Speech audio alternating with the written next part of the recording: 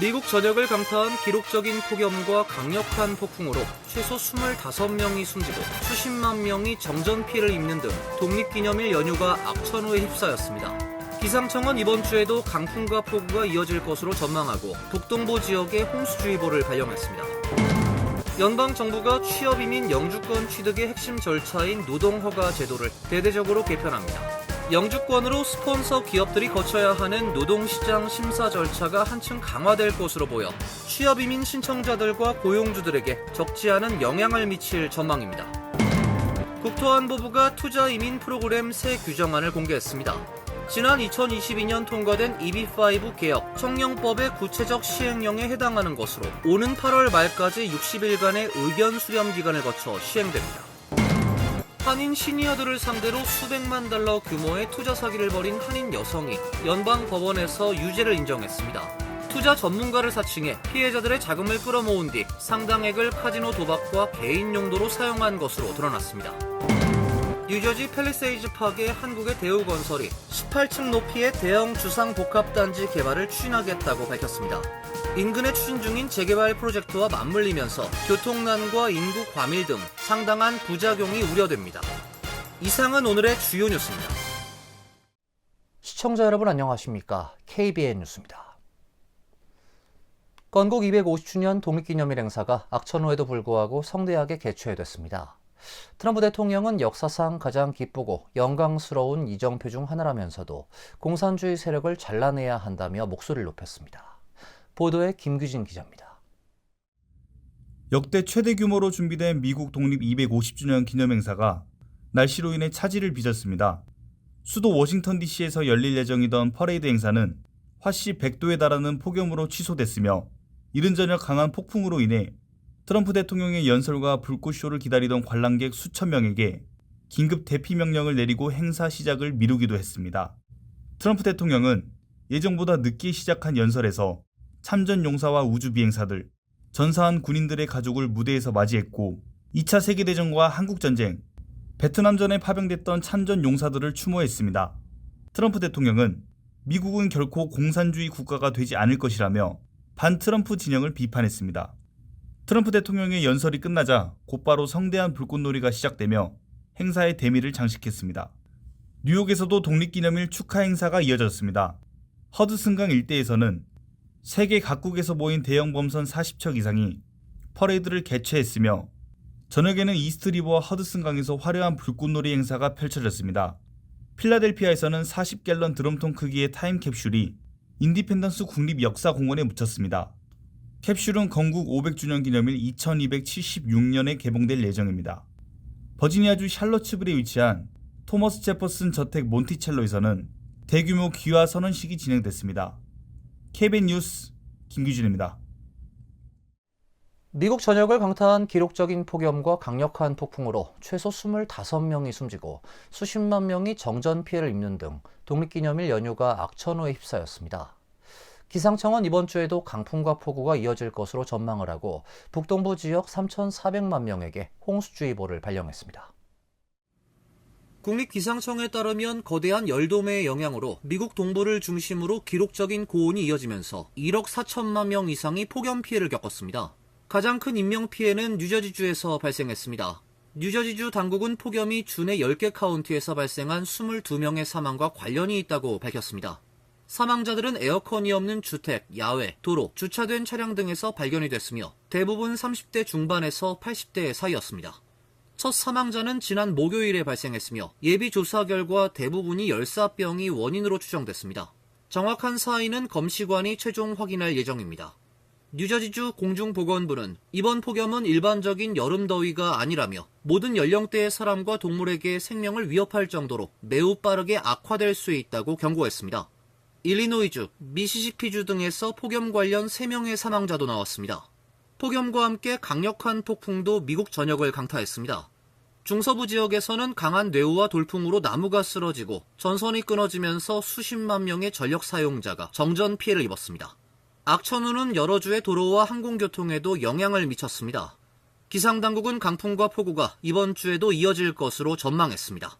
북동부 지역 3,400만 명에게는 홍수주의보가 내려졌으며 반복되는 집중호우로 뉴욕시에서 돌발홍수 발생 가능성도 제기됐습니다.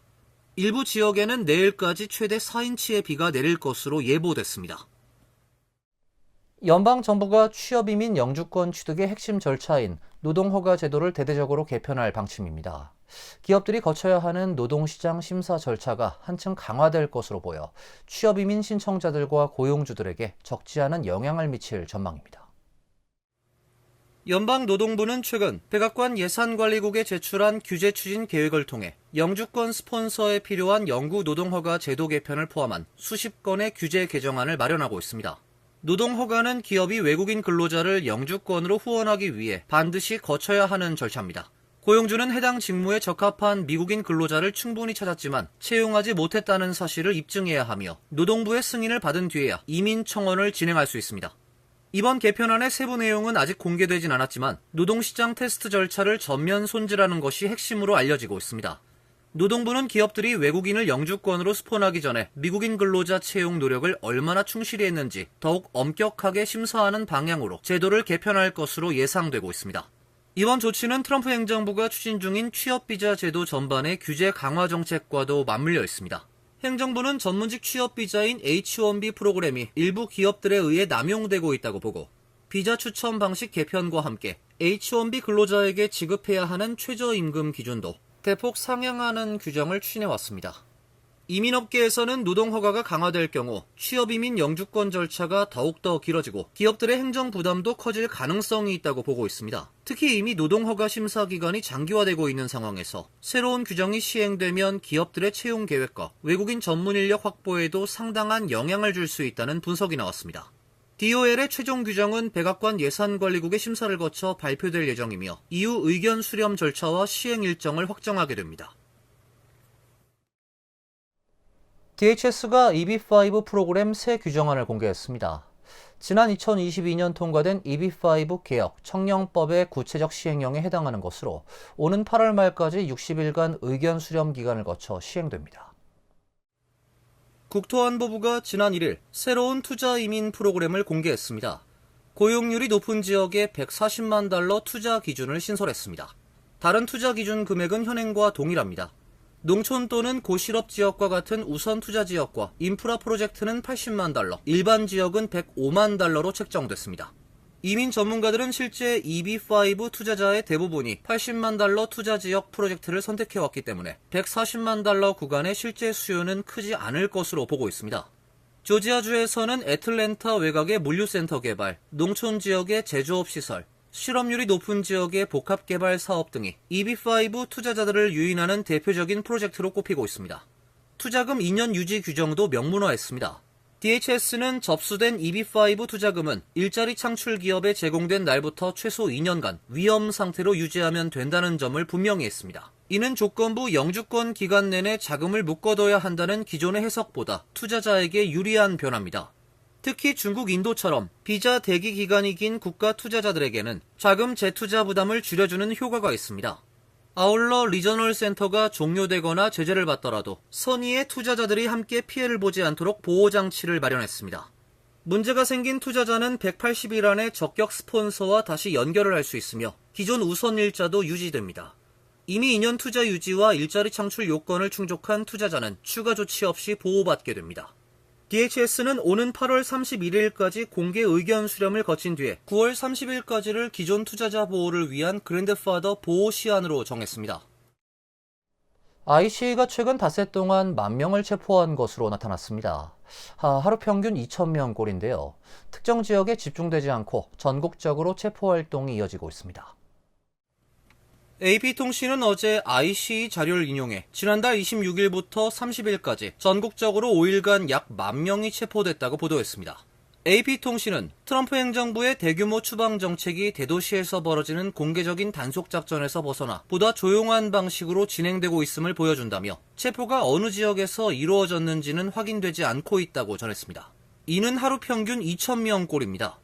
특정 도시를 집중 단속하는 방식은 줄었지만 전국적으로 체포 활동은 계속되고 있음을 보여주고 있습니다. IC 구금시설에 수용된 인원도 늘고 있습니다. AP통신은 지난 2월 이후 월 3만 명 안팎을 유지하던 IC 구급 인원이 6월에 들어 약 3만 9천 명으로 증가했다고 전했습니다. 국토안보부는 이날 체포된 이들 가운데 폭력범죄, 성범죄, 살인, 대규모 마약 유통 등 전과가 있는 사람들이 포함됐다며 앞으로도 최악의 범죄자들을 계속해서 체포할 것이라 밝혔습니다. 한인 시니어들을 상대로 수백만 달러 규모의 투자 사기를 벌인 한인 여성이 연방법원에서 유죄를 인정했습니다. 피해자 자금 상당액을 카지노 도박과 개인 용도로 사용한 것으로 드러났습니다. 연방검찰 워싱턴 서부지검에 따르면 지난 2일 워싱턴주 페더럴웨이에 거주하는 53세 한인 제니 이 씨가 시애틀 연방법원에서 전신사기 3건과 은행사기 2건에 대해 유죄를 인정했습니다. FBI 조사 결과 피해자는 최소 28명으로 확인됐으며 이 씨는 이들로부터 300만 달러 이상의 투자금을 받아낸 것으로 조사됐습니다. 선고 공판은 오는 9월 18일 열릴 예정입니다. 이 씨는 한인 커뮤니티를 중심으로 자신을 금융투자 전문가로 소개하며 신뢰를 쌓은 뒤에 투자금을 유치한 것으로 조사됐습니다. 그는 실제 투자회사처럼 보이도록 여러 사업체 명의의 법인을 설립하고 해당 법인 명의로 은행 계좌를 개설해 직접 관리했습니다.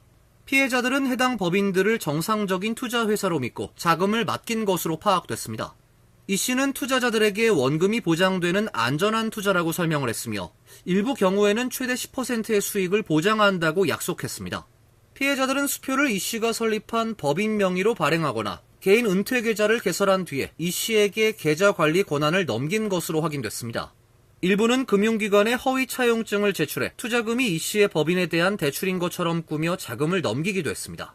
일부 피해자에게는 신규 투자금을 이용해 기존 투자자들에게 돈을 돌려주는 이른바 폰지 수법을 사용한 것으로도 조사됐습니다.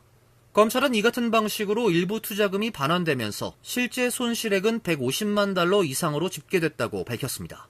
또 이 가운데 최소 90만 달러는 카지노에서 사용된 것으로 확인됐습니다. 이 씨는 법원에 제출한 사실관계 진술서를 통해 자신이 도박 중독을 겪고 있었으며 피해자들의 돈을 도박에 사용했다고 인정했습니다.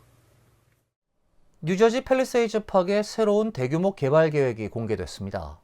한국의 대우건설이 18층 높이의 대형 주상 복합단지 개발을 추진하겠다고 밝혔는데요. 인근에 추진 중인 재개발 프로젝트와 맞물리면서 교통난과 인구 과밀 등 상당한 부작용이 우려되고 있습니다. 대우건설은 지난 3일 펠파크 웨스트 루비에비뉴 일대에 지상 18층 총 540세대 규모의 아파트와 상업시설을 조성하는 팰리세이즈 파크 주거개발 사업 투자를 결정했다고 발표했습니다. 총 사업비는 약 2억 9,100만 달러에 달할 것으로 예상됩니다. 개발이 추진되는 부지는 과거 모클러 오버헤드 도어사가 운영했던 옛 공장터로 당초 펠파크 타운 정부가 타운홀 이전을 위해 토지 수용을 통한 매입을 추진했던 장소입니다. 이번 프로젝트에는 대우건설의 미국 투자법인 두사이와 뉴저지 부동산 개발사인 타마레스가 공동 시행사로 참여합니다. 대우건설에 따르면 양사는 이달 말 합작법인 협약 및 토지 매입을 완료하고 인허가와 투자자 모집 절차를 거쳐 오는 2028년 착공에 들어간다는 계획입니다. 대우건설은 공사기간이 약 32개월이 소요될 것으로 보이며 2031년 준공 및 운영을 거쳐 매각할 예정이라 밝혔습니다. 펠파크타운 의회는 이번 개발 프로젝트와 관련해 지난 5월 해당 부지의 재개발을 허용하는 조례를 채택한 것으로 확인됐습니다. 부족한 저소득층 아파트 공급 의무 규정과 관련돼 있습니다. 해당 부지 바로 맞은편에도 아파트 510세대와 17만 5천 스퀘어피트 규모의 상업시설 등으로 이루어진 대형 주상 복합단지 재개발 프로젝트와 175개 유닛 규모의 약 70피트 높이의 아파트 개발도 함께 추진되고 있습니다.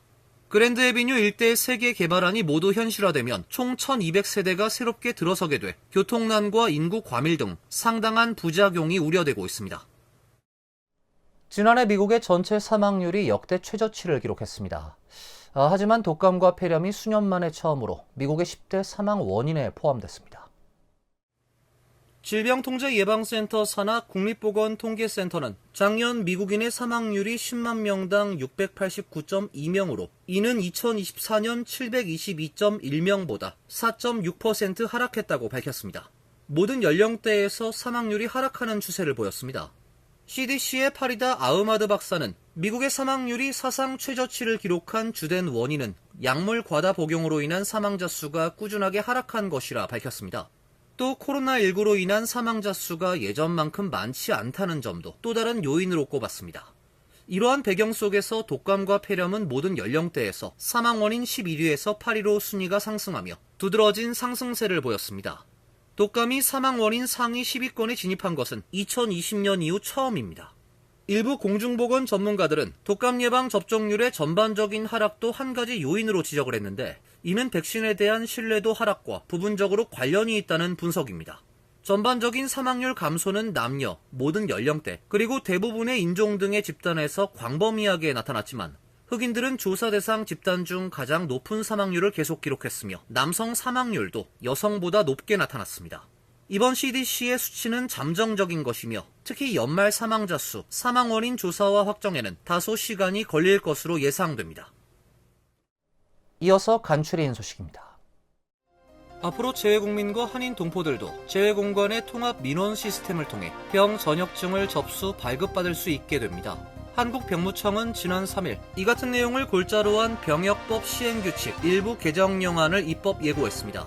현행법상 해외에 체류 중인 재외동포 및 국민이 병 전역증을 재발급받기 위해선 재외공관의 영사를 대리인으로 지정한 뒤 재외공관과 병무청이 문서를 유통하는 온나라 시스템을 통해 접수를 해야 합니다. 증서는 외교 행랑을 통해 교부가 이루어졌는데 지역별 행랑 발송 주기가 달라 길게는 최종 수령까지 20일 넘게 소요되면서 행정상 불편을 야기한다는 지적이 제기되어 왔습니다.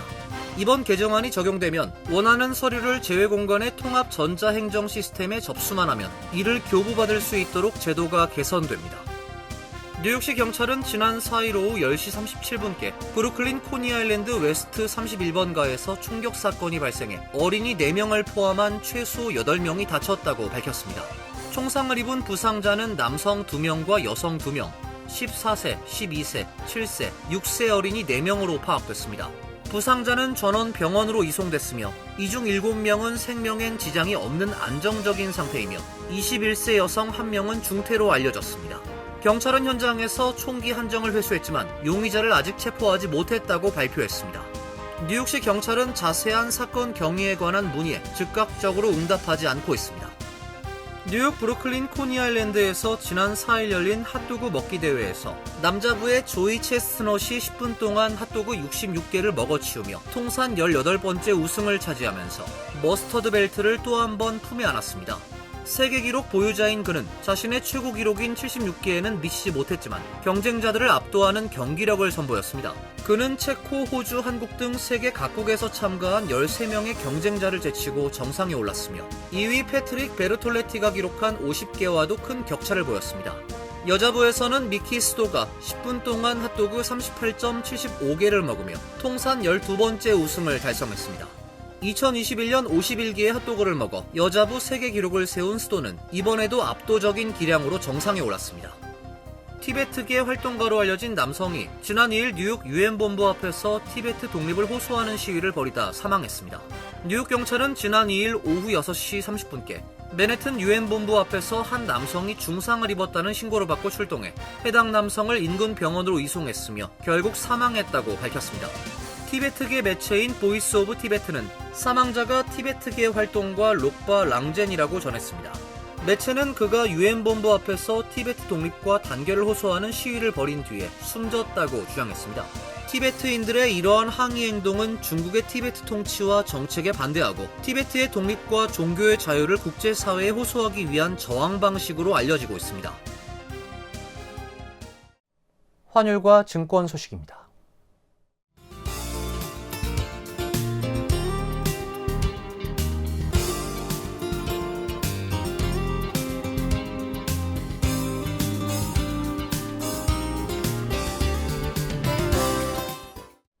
이어서 날씨입니다.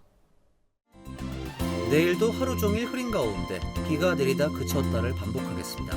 낮 최고 기온 72도, 섭씨 22도, 밤 최저 기온 64도, 섭씨 18도로 예상됩니다. 수요일은 약간 구름이 낀 대체로 맑은 날씨가 예보되어 있습니다.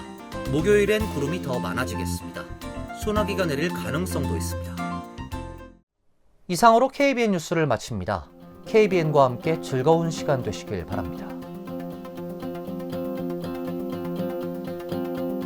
동부 최대 한인방송 KBN이 제작하는 KBN 뉴스는 웹사이트 mykbn.com 그리고 유튜브와 페이스북에서 다시 보실 수 있습니다.